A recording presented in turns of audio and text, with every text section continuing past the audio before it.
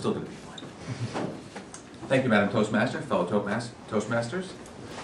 Jim, I enjoyed the opportunity to have the chance to both listen to you today, but my biggest qualm was how would I do with critiquing you.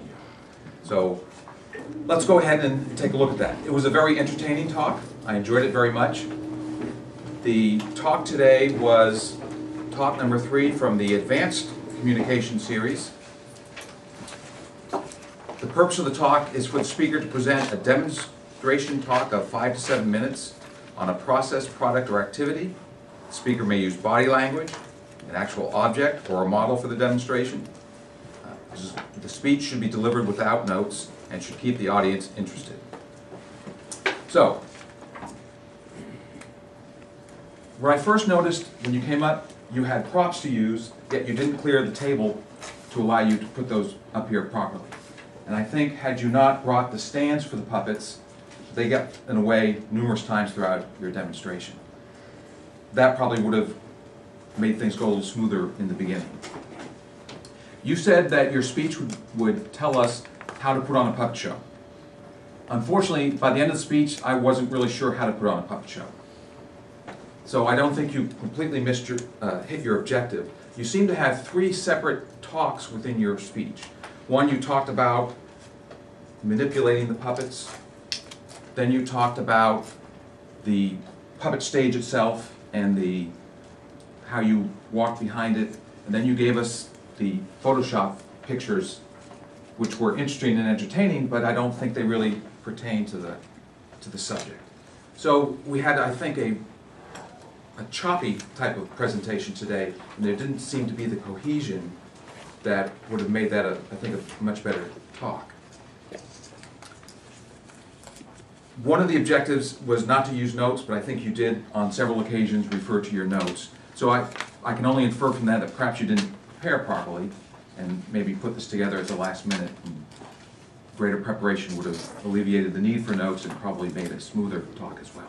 But I did enjoy in the opening when you set the stage for where the show took place and what you did with it. It did shed some light on you, for instance, and it helped me kind of put together where all this was taking place when you mentioned the church and the facility and the fact that it was in Salinas and not a native to the area, so it did help me picture things quite a bit. When you sat down, where I was sitting, I wasn't able to see you because of this screen here. So you had to be more cognizant of your area. Additionally, when you talked to the screen, most of the time you stood at an angle like this, and for the vast majority of your talk, you seldom addressed this half of the room. So you did a lot of focusing over here and had great eye contact there, but you didn't engage the rest of the group, and therefore we weren't as participatory in the event as it could have been.